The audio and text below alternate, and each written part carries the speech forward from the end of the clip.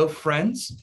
My name is Charvel Aoun. I'm the founder and executive director of the Georgia First Generation Foundation, and welcome back to another episode of Project NextGen, a podcast that is highlighting some of the first generation stories that we are so proud to share here in our community.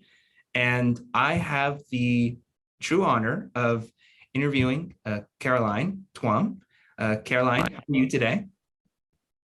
I'm good. How are you? I'm doing well. I can't complain. Just another sunny day, if you will, right? Just a quick background on Caroline.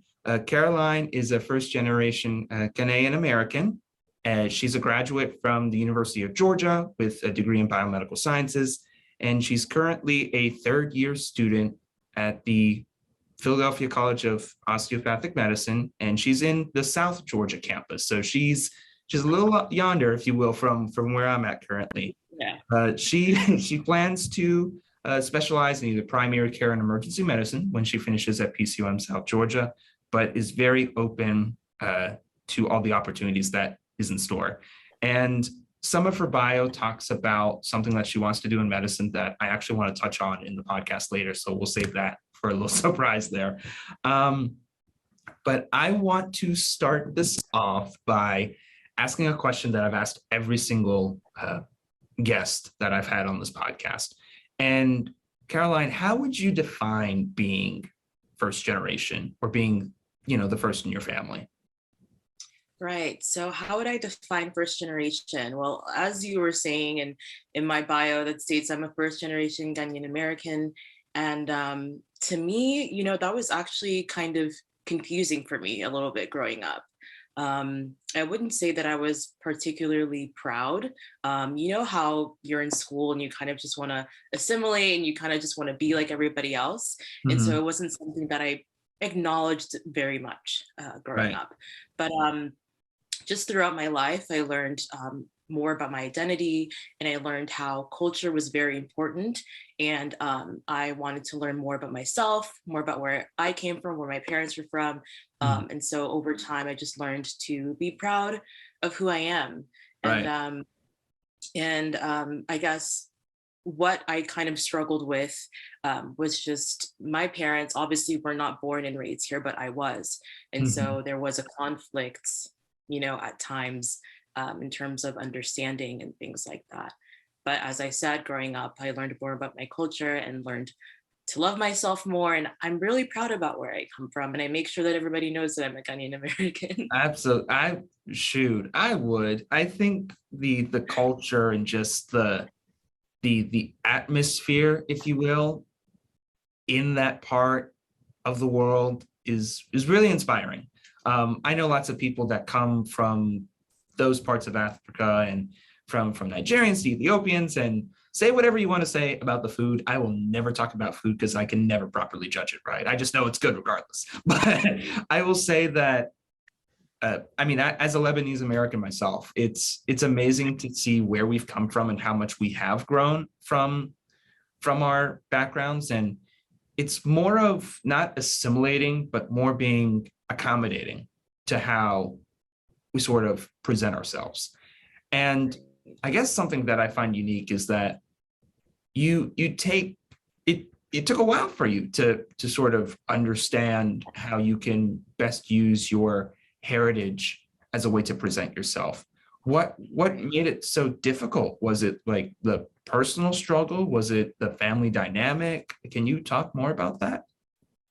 Yeah, I think it was more so like a personal struggle. I grew up going to Catholic school, and I was like one of maybe 3 or 4, people of color in the whole class. Right. And so that was difficult. And again, you kind of, when you're growing up, you want to, you don't want to be different. You kind of just want to be like everybody else. And so that was something that I personally was just struggling with.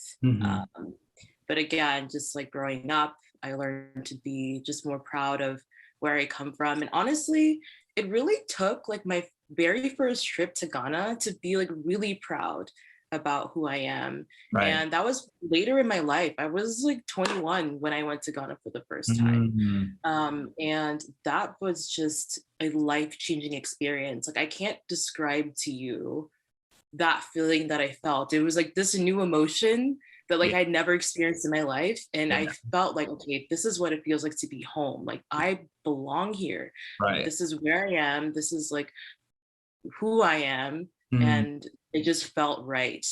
And I also met my grandfather for the very first time Wow. when I was 21. And I remember meeting him, and he, unfortunately, his vision was declining because of the lack of access he had to healthcare and lack of attention to it and things like that. And that really broke my heart. It's like I'm here, like meeting my grandfather for the first time. Meanwhile, you can't really see me. And that kind of rekindled my desire to pursue medicine and to expand healthcare in areas that don't have it. And so after that experience and after my first trip, I was like, okay, the next time I come here, like I'm going to do an internship or volunteer or something at a hospital. And that's exactly what I did. So I was at a military hospital for a couple of months.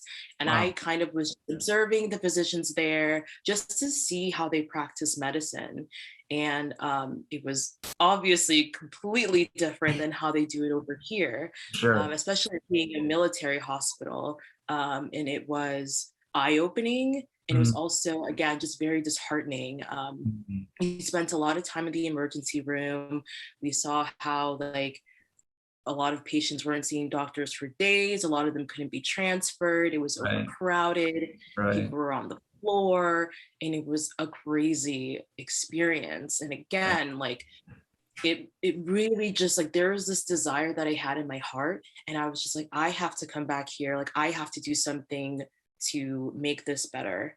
Mm. And the thing about the physicians over there, which I don't know if people know, but they're very smart. They know, they have the knowledge. They know what they need to do. It's just that they don't have the tools to do it. They Right. don't have the equipment to do it. And Yeah. it's hard, and it makes it so difficult to practice medicine. Like, can you imagine like knowing how to fix something and knowing how to do something, but because you don't have that tool or that equipment, you can't do anything, or you have to improvise, or you have to do something. So it becomes very frustrating, to practice medicine. But I knew, I was like, no, I have to do something about this. And I want to go to medical school and learn all the tools and know how to give excellent patient care and be able to be there for patients and be empathetic and compassionate and all those things. And I knew I'm going to go to medical school. I'm going to gain all these tools that I need to become a great physician. And one day, I'm going to open a clinic in my dad's hometown of Wenchi, and we're going to make it a thing. We're going to make it happen. Uh, So that I'm a sucker for goosebumps. If anyone's watched watched the previous podcast episodes, these stories are so enlightening because you see all these fresh perspectives of how people view life, but they all have this commonality that, we are all here for this purpose of bettering the future or bettering society as a whole. And you just taking it a step further by recognizing the struggles of your home and wanting to do something about it because of that one encounter that you had that was 21 years in the making. And I get jealous sometimes when people say that, because I haven't been able to visit my home country of Lebanon since 2001. It's probably wow. sixth or seventh time. And it's because of the access to travel there. Not saying that I couldn't, I probably could, but my commitments here in the States and the things that I do to better the community here, sometimes at the cost doesn't allow me to support my home, if you will. And Right. finding that balance is sometimes very difficult. And I just give major props for you being able to find something that you love, to do something that you love, and to be able to give back to a community that I know that you love even more. So it's really, really awesome. So I have to picture this though, because when you're thinking about trying to open up this clinic in Wenchi, right? Mhm. You probably had some obstacles you had to face to get to where you are now in med school. As I Right. said, you went to UGA, you got your bio degree. Were you on this traditional route of, after college, going straight into med school?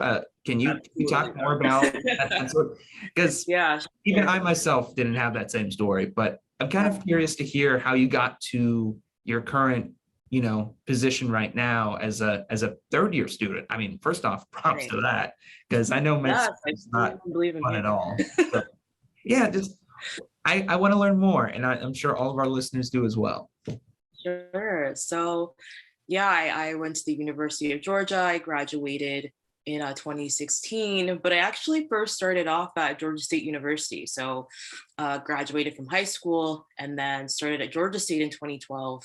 And I was doing pretty well, biology major and studying, doing very well. But I had a strong desire to go to UGA because that was my first choice school. And Mhm. so it was kind of the plan. I was like, all right, I'm just going to do Georgia State for a few semesters, transfer to UGA. Right. And so that's exactly what I did. But I didn't know how hard that transition was going to be. Mhm. I had always been a good student. And so struggling academically was something that was just not a thing Right. for me. I never really Yeah. struggled. And it wasn't until UGA that struggle became really real in my life. And I don't know I think it was just, different environment. Like Georgia State was like in Atlanta. Mhm. UGA is in Athens, and that's like 2 or 3 hours away. Right. And I just wasn't used to that, I think. And because I didn't start off there, freshman year, it was a little harder for me to make friends because everyone kind of had their own friend group and things Mhm. like that. And academically, it was more difficult. At least for me, it was. And so for the first time in my life, I found myself struggling academically, and I didn't know how to handle it. I didn't know what Right. to do. I didn't even really know how to ask for help because was I really asking for help in school? No, because I felt like I didn't really need it. Right. So it was just, I just had to come to myself and be like, okay, Caroline, like you are struggling. Ask for help. I know this is something that you've never really had to do in a school setting, but you should, reach out and talk to someone. And Mhm. so reached out to my advisor, who suggested me to join a group called LSAM, and LSAM stands for Lewis Stokes Alliance for Minority Participation. And being a part of that organization really just changed my whole life, throughout until graduation, from UGA. It is an organization that focuses on improving diversity in the STEM field. And so it was great, just being around different minorities, and they really helped us and encouraged us. And through that organization, I was able to become a funded research scholar. And so I was doing research at Wow. UGA, through the USDA, with a professor that I had. And then I was able to present my research at a conference. And so all of that really just boosted my confidence. And I said, oh my gosh, like I can do this. Like I really can. So despite struggling academically at UGA, I was able to kind of just overcome that and become confident and present. And I never thought I was going to present research in anything. I didn't even think I was going to be a part of research, but Right. everything kind of just worked out that way. And Mhm. so I'm really, really thankful for LSM because it really did give me that encouragement, that push that I really needed. And again, I just feel like it was kind of up and down. At UG, I dropped a class for the very first time, and being pre-med, it's like you're in an environment that's very competitive. Everyone's trying to get involved in different things and work on their resume and make sure they become like the best applicant that they can be, in order to, get into medical school. And Yeah. so there was that aspect of it as well. But it was hard. It was hard, but I think the most important thing, and the one thing that I want to tell everyone, is that if you are in this pre-med journey, you need to persevere. Like, don't give up on yourself. I feel like if you have a vision and you know that this is something that's meant for you, Yes. stick with it. It doesn't even matter how many times you fall. If Right. you know that this is something that that you're destined to do in life. This is your dream. Keep going. And I feel like there were so many times I wanted to give up. So many. And I'm so glad I didn't, because I wouldn't be a third year medical student now. I wouldn't be graduating next year and becoming a physician. Yeah. And so I think it's just important to just believe in yourself. It's not easy. So I was able to graduate from UGA, and I graduated with honors, and didn't think that was going to happen. But again, persevered and asked for help and did all those things I needed to do. And I was able to graduate with honors. Then after that, I was like, all right, I think I started to doubt myself a little bit again. I'm the kind of person where it's like, if I tell myself that I'm going to do something, I see it through. I wanted to go to medical school like right after college, but I found myself like, again, at UGA kind of struggling. And I was like, I don't know if it's the best idea to go straight into it. And maybe I should take a break. And so I decided to take like a year off. Yeah. Then over the summer, I did this like a medical internship at the Medical College of Georgia. And I found myself like just really involved in that and not really focusing on my application to medical school. Right. So it turned to like 1 year, turned into 2 years, turned into 3 years, which is okay. But I had to tell myself that it was okay. This is just a part of the journey. Like I will apply to medical school when I'm ready. Yes. And so during that time, again, like that year off, or the year off that I thought I was going to take, is when I went to Ghana and I did that, volunteered at the hospital, did that internship at the hospital. And then the following year, I actually did research in Ghana that focused on neglected tropical diseases. So again, malaria is something that is rampant in Ghana and West Africa. And so we were focusing on research on that. And so I think during that time that I took off and I really just focused on, community and being in Ghana, really just kept me going. I was like, all right, like I still want to be a physician. Like this is something that's meant for me. I'm just going to keep doing these things and it'll help me kind of like along the way. And you know what? It actually took me, I applied twice to medical school, which I think is something that a lot of people don't know. So it was my second year off, I think, that I applied. But I found myself when I was applying to med school, like something didn't feel right. And I don't think I was just mentally ready to start school again. I knew that I wanted to be a physician, but I just wasn't ready. And so I applied anyway, but it just didn't feel right. It didn't turn in my secondary applications on time. Like it wasn't a good time. What felt off? Do you know what felt off now that you are in medical school? Honestly, again, I feel like it was just self-doubt. It was just, oh, I've taken this time off. Like, I don't know if it's the best idea for me to go to medical school anymore or things like that. Yeah, it was just that self-doubt that kind of started creeping in and I kind of stopped believing in myself. And, but after that trip to Ghana and after I did that research, I was like, no. The next year that I came back, I was like, when I came back to the States, I was like, I'm applying to medical school. This is it. This is it. Like I'm doing it. I will get in this cycle. And so the second time around, I got in and I was like, okay, this is meant to be. Like we're doing it. We're gonna do this. We're gonna finish it. So and it's I don't even know where to begin with that story because it is such a powerful story. Not many people realize that you have to work on yourself before you can pursue such big things. And I think some of the greatest physicians out there probably were in similar shoes. They probably had to, have this internal struggle and not go straight into medical school after they graduated college. And I think it's because there's that self-development that has to take place. Definitely. I grew up so much. Those 3 years that I took off, I really did. And if I could do it all over again, I would take those same 3 years off. I really would. I wouldn't have had the experience in Ghana. I wouldn't have matured and developed into the person that I am today. I feel like I really did need that time off to develop myself. and it was necessary. Like everything about my journey, I think every struggle, every setback has been a part of me. And I think that it's been a beautiful journey despite the downs of it. You know, I feel like it's brought me to where I am today. So if I could do all of that all over again, I would do it again. I really would.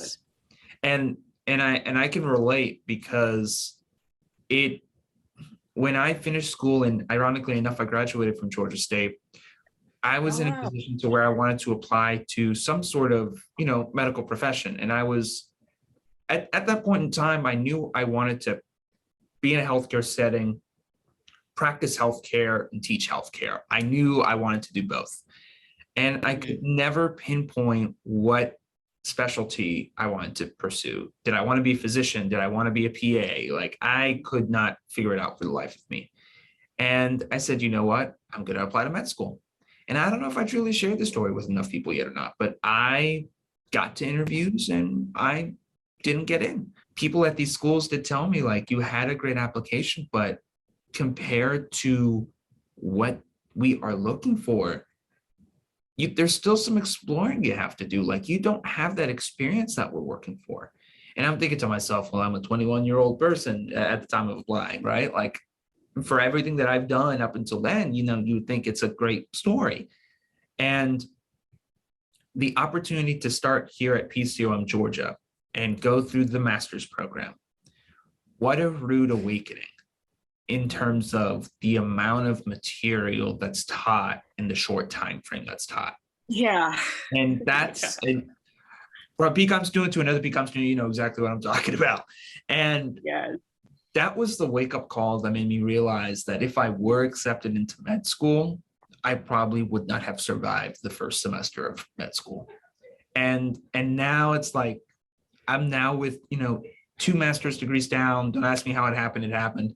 And now I'm a pharmacy student, and I'm so passionate about pharmacy advocacy and being able to teach future physicians, future pharmacists, future healthcare professionals about the world of pharmacy and equitable access to pharmacy. It's something I would have never pictured. And you said it just right. Would I have taken the extra years to focus on my studies at PCOM and grow this nonprofit, see the world from a different perspective? I would do it every step of the way. It's a lot more fun when, this is something I learned here at PCOM, when going slow gets you there faster.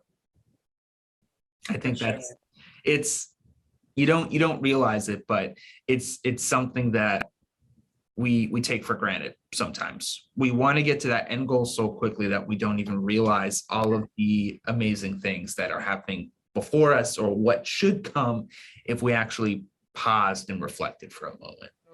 Another thing that I was quite curious about is this idea that you were hung-go about pursuing healthcare. And if I remember right, this was after meeting your grandpa in Ghana.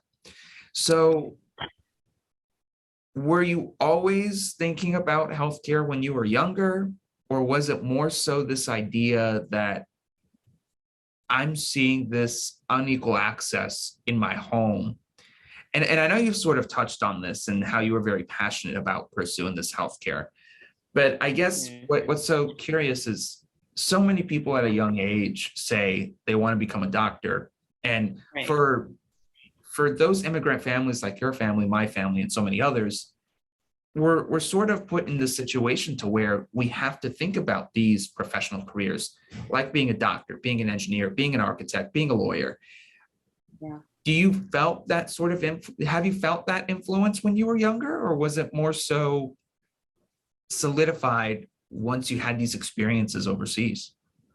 Right. I would definitely say it was solidified once I had the experiences overseas. I think something that's really special about my parents is that I know there's this kind of thing where it's like, oh, like Africans really push their children to either be lawyers, doctors, or engineers or something. Like those are the only 3 you can be, right? I think for any immigrant family. Any immigrant, yeah. But my parents were never like that. I think growing up, I was a Girl Scout, and in Girl Scouts, you learn about leadership and friendship and serving. So I feel like all of those things were like instilled in me, like just growing up, like from kindergarten to, just learning about things like that. So I feel like that kind of really just shaped me into the Right. person that I am today. And then again, just going through school, I loved learning about biology. I loved about Mhm. learning about the human body and the processes and things like that. And I think that coupled with Girl Scouts and what I learned as a child together kind of brought me into like, okay, like I think I want to be a physician. I want to serve people. I want to Yeah. help them like live a healthier lifestyle and treat them and things like that. So coupled those two things, I think coupled together kind of, you know, I was headed in that direction. Absolutely. But I remember starting off like at Georgia State, I was like, okay, like I know I want to be in healthcare, but like I don't like which direction do I go? Like I wanted to be a Exactly. physician, but it was like, oh, but actually I like learning about, I don't know, it's like maybe I can be an eye doctor, maybe I should be a PA or things like that. But I think that what I really wanted is that leadership to be able to lead and be able to work together, but also just be that leader Mm. and be that advocate for the patient. And so I Mm. think that kind of, I was like, all right, I think I want to be a physician. And then again, um, that experience that I had in Ghana just kind of, that was just like my yes. That was like, oh no, you're definitely doing this. Like I cannot deny this feeling that I have in my heart Yeah. um, to expand access to healthcare that way, and not even just in Ghana, like just like out here in the community. I've lived in Georgia my whole life, Right. and I feel like the experiences that I've had just growing up, I just feel like I also have a feeling of just giving back Mm. to the community where I was also just from. Right. So I know that I just want to help, just underserved populations, and Mhm. medicine was just the right way to go. So this is also pretty cool to consider because you went to school in Athens for a little time. You were in Atlanta, and now you're in Moultrie, Georgia. Mhm. So for our listeners, could you explain where Moultrie is to the relation of Georgia? Um, Yeah. as a PCOM student, I know where we're talking, but I think it's really cool to hear about how your mission to pursuing, equitable healthcare in Ghana sort of relates to like PCOM South Georgia and where they're Yeah. located and what they're doing. Right. So Moultrie is a small town in Colquitt County in South Georgia. So I think it's like 3.5 hours away from Atlanta, from the city of Right. Atlanta, which is something that was completely different for me, like completely, entirely.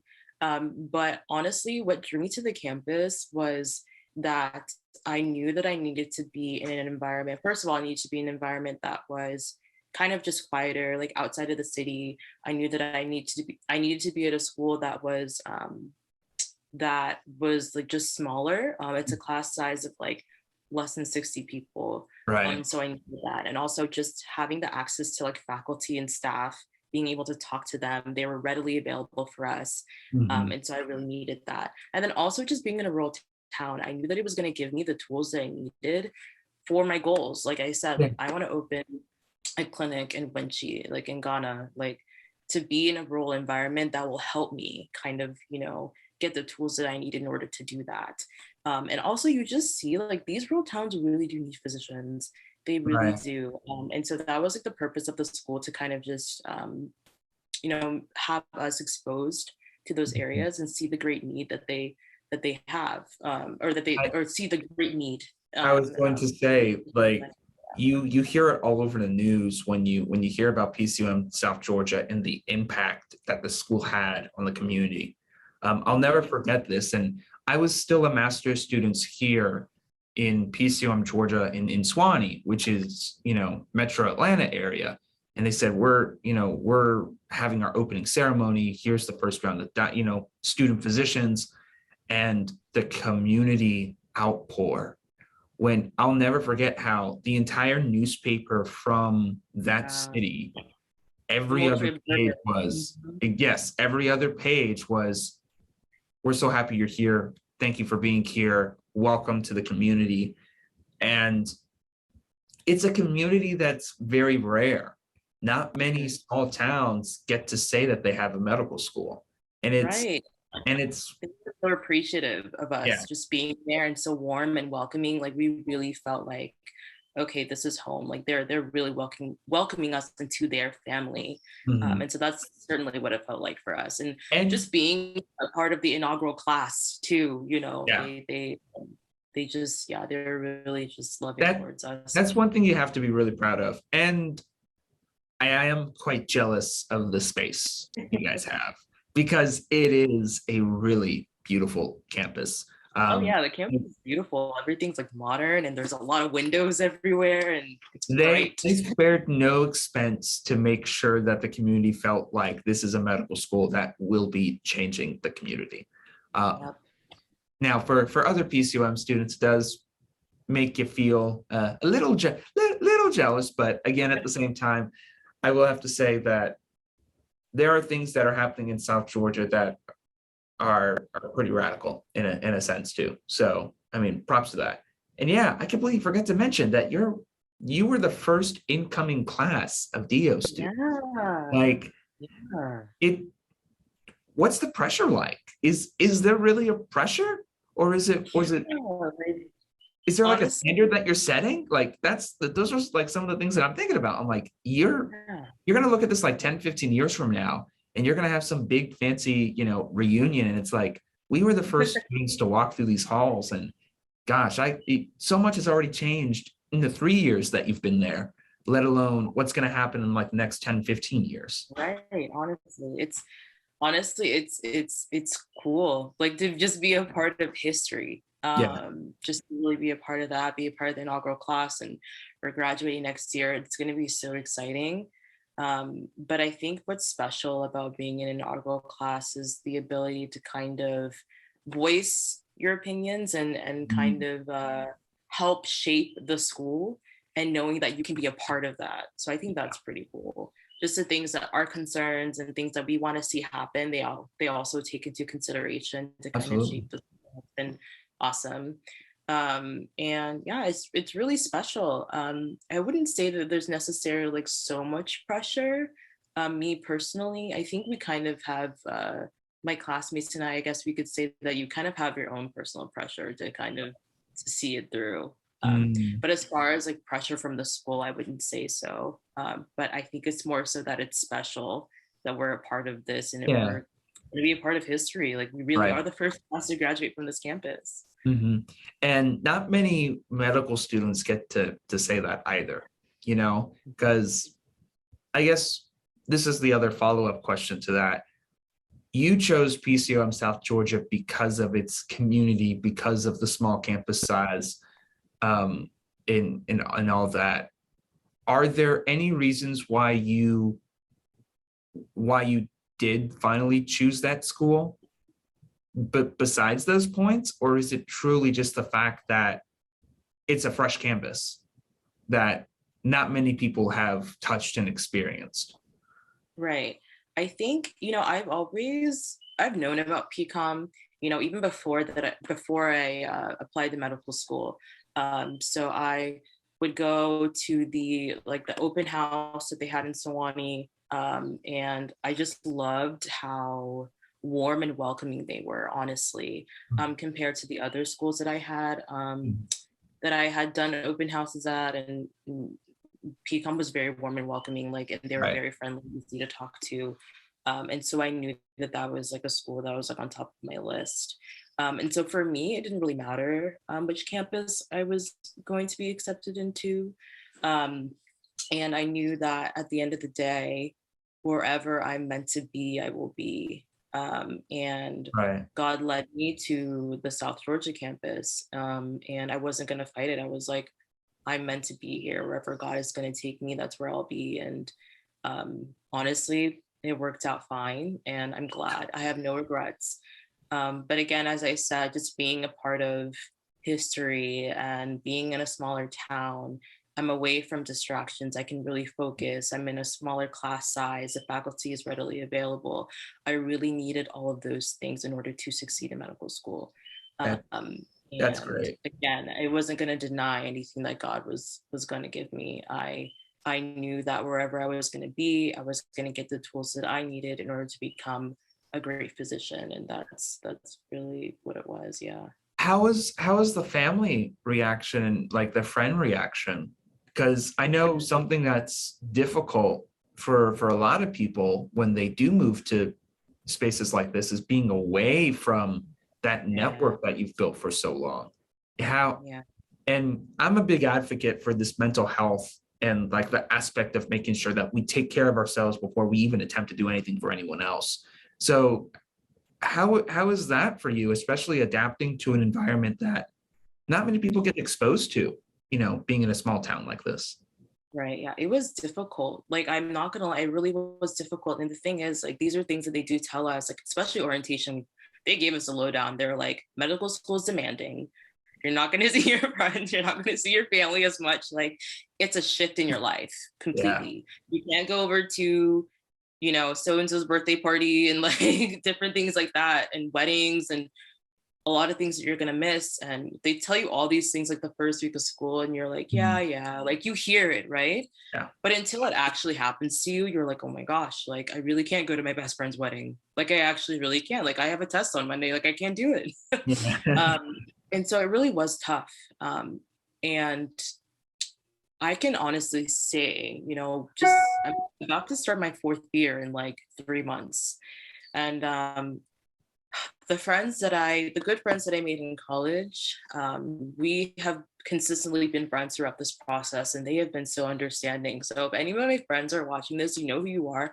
Thank you so much for understanding, yeah, and believing in me, and encouraging me as well, because it's been so hard. It's been tough being away from friends and family. I'm not gonna lie. Um, a lot of studying occurs in medical school. Like you're studying for like so many hours a day, and it's so easy to kind of get caught up. Mm, But I think the one thing that I taught myself and told myself too is like, you need to take a break. You need to take a break. And that was hard, especially like the first year, to mm. kind of force myself to take a break, but you need to, otherwise you will burn out. You Yeah. will burn out, and I've burnt out before, and it's not fun. And No. you end up more behind, you Yeah. know. And so I learned that importance of just like, coming up to the city and visit, your friends and your family. And I've just been thankful that they have always been there for me, and supporting me throughout this journey, because Mm. I have missed a lot, and you feel like you're a bad friend or you feel like you're a bad sister, Yeah. um, but they understand that this is part of your dream, this is part of your journey. And I feel like it's so important to have people around you who understand, because then it Absolutely. makes it kind of easier for you to kind of go through it and everything. But it was hard. I mean, I missed a lot. I hate not being there for friends and family on like the most important day of their lives, something Yeah. that you always thought you would be there for. And but when they understand that what you're doing is requires you to, to kind of just attend to it, and be there and just focus on yourself. I think that's just what made me feel better about it. Yeah, but it's hard. Have you found any sort of systems or I guess things that you do to help with Yeah. the emotions that you may feel, like the burnout, like the tiredness of for our pre-med students out there, it Yeah, can be done, but you have to recognize these things. So you I'm just have curious to. about like some of these like self-care habits if you Yeah. haven't. Yeah, for sure. Honestly, first and foremost, everyone should be in therapy. Everybody. I think it's good that we're talking about mental health a little bit more in the community, and we're being more open about it. And I try to be as transparent as possible about my own mental health journey. Right. But I think everybody needs a therapist. I don't think it doesn't matter where you are and like your healing or whatever it may be. I think it's necessary. There are a lot of things that you don't even know that you do, Yeah. that a therapist can point out and be like, oh, this is why you do the things you do. And you're like, oh my gosh, that's why I do the things that I do. And so, yeah, I think therapy is important, number one. Um, and I think even through therapy, if you don't know how to kind of take care of yourself, you don't know about self-care, they can actually lead you and help you. So Mhm. I know that one thing that helped me a lot was, especially the first 2 years of medical school, you're studying a lot, like every single day. And what helped me was that, okay, the moment that I feel like I'm getting overwhelmed, I stop Right. what I'm doing and I go for a walk. Luckily, there was a trail that was like 2 minutes away from my place. And I would Mhm. just walk outside. I would just breathe and listen to music, walk around. And that really helped me. Even if it was just for 15 minutes, I would come back and like, it was amazing. I was like, oh, wow, okay, now I can actually focus because I Focus. took time just to like relax. So something as simple as walking was something Right. that I incorporated. Even with the board studying that I had to do like last summer, I would, okay, the moment I feel overwhelmed, go for a walk. And that really helped as well. I think also creating some sort of routine um, also helps, because then it kind of, especially if you're an anxious person, like I suffered with a lot of anxiety, like Mm. especially the first 2 years, even something now in clinicals. But when you give yourself some sort of routine, you know what's happening next, that kind of, helps you to alleviate those anxious thoughts and overthinking and things like that, because you know what's happening next. So creating a routine helps, taking a break when you need to, and going to therapy honestly has Right. been, yeah, the most important thing, I think. Really, So yeah. let's touch on this, and this will probably be like the little. I can talk about these things for hours, but something that I really want to learn more about is your experiences in rotations. Like you're a third year student now, and I think it's very rare for us that we get to speak to someone that's currently on these clinical rotations. So how have they been? What have you learned from it? Is what can you share? What can you share? I guess is the right way to say it. Yeah. Yeah, honestly, it was, of course, starting something new was very nerve-wracking. I'm like, oh my gosh, like now I have to apply what I've learned and like see if I learned anything. Like you Right. study all summer. What's funny is how things are set up in medical school. So obviously, first 2 years you're studying a bunch, Mhm. and then at the end of your didactic, you take a huge board exam, which Yes. for DO students it's COMLEX, and then for MD students it's USMLE. Mhm. So studying, and you study a bunch, everything like that you learn in the first 2 years. You take your exam and then you start rotations shortly after. And so you have all this knowledge in your brain, and it's like, okay, now I actually have to like put this into practice, and that Yeah. is very nerve-wracking. Oh, I can only. But yeah, but honestly, I've loved it. I've loved the experience, and I'm happy that I can actually say that, because I was nervous. I was like, imagine that I've worked these 2 years and then I finally get to clinicals and I'm like, what am I doing? But Mhm. luckily I didn't have that experience. I loved it. I've been blessed with having like great preceptors as well. Yeah. And so I feel like being with preceptors and following physicians who are passionate about what they do and love what they do Mhm. makes the experience that much better. Mhm. Um, and so it's been great just applying my knowledge and talking to patients and learning about them and learning how to work up patients. It's been amazing, honestly, and it feels good, because it's like I definitely feel like I've made the right decision, like in becoming a physician. There's like no doubt in my mind that this is meant for me. That's And great. so it's like, it's just a matter of, again, as I keep saying, persevering. I'm like, okay, I know this is it. Like, this is what I meant to do in life. Now I just have to like see it through. But yeah, clinicals have been great. That's great. I don't know. Yeah, I'm not sure what kind of physician I want to be just yet. I'm getting there. It's hard. It's a huge decision to make, Oh, and absolutely.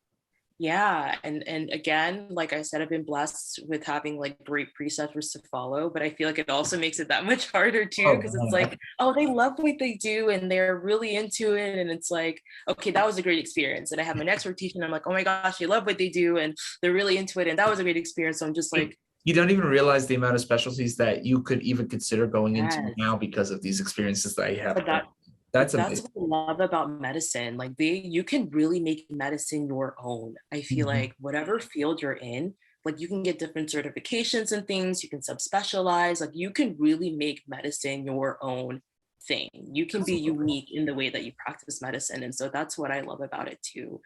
So it's just a matter of like picking that specialty and then like expanding on it. Right. So it's tough. it's tough, but it feels good to know that I am in the right field. Yeah. That's awesome.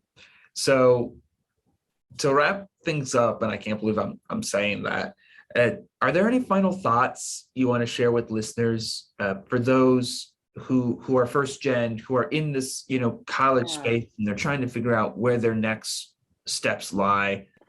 Is there any sort of final things that you would like to pass on to our listeners? Yeah. So to the listeners, everyone following, whether you're pre-med or you're currently a medical student, I honestly feel like mentorship was something that really helped me throughout this process. Yeah. And because of that, I know that I need to pay it forward. And I have like 5 mentees that I advise and things like that. And that's just something that I feel like I have, that I want to be there for those people who, and also because I know that I didn't get here alone. I needed that mentorship, especially when I was at UJ and I struggled a lot. That mentorship was just how I pretty much was able to push through. And so if you don't have a mentor, try your best to find a mentor.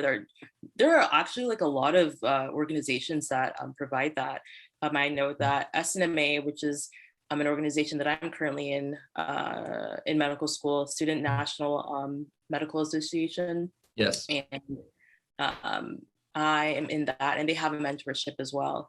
So basically, it's mostly for those who are underrepresented in medicine. So they have that, but there are many like different mentorship opportunities. So I feel like that is like the number one thing, get a mentor. That'll really help you. And also, as I keep saying, I think the number one thing that I keep emphasizing is perseverance. Like if you have this vision for yourself, really just go for it. Go for it. It doesn't matter how many times you fall down. Does not matter. If you know that this is something that is meant for you, you will get there. You have to keep going. You have to keep going, because I just think about my journey and I'm like, if I would have stopped or if I would have given up, I would not be here. Like how sad, like Yeah. I would not be where I am today. I would not be graduating next year. And it's just a matter of, you just have to keep going. So just persevere, find a mentor, and really learn and like develop yourself. I think that's also really important.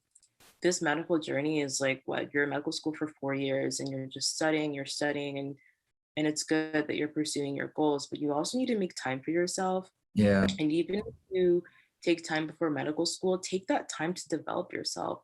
Learn, do different things. Like you don't have to do everything like medical, like related, like travel, try different activities, just really learn about yourself, because I think that's also super important. Yeah. But whoever is watching, you can do it. And if you ever need any kind of mentorship, I'm here. Like I would be happy to help and mentor you through your process. But yeah, that's I love it. I love it. Caroline, thank you so much for imparting wisdom to myself, especially, and to so many people listening right now. Just like you and so many volunteers in the past, we at Georgia First Gen are really passionate about supporting first generation students, first generation families, and making the first generation the next generation. And to continue to support us, wherever you're listening to your podcast right now, on Spotify, on Apple Podcast, on Google. You can now watch our podcast on YouTube, which I think is absolutely phenomenal. And continue supporting Georgia First Gen. Follow us on social media at Georgia First Gen, and just go to our website, georgiafirstgen.org. Many resources that are available to support these future students. And until next time, my name is Charbel Allen, and thank you so much for watching.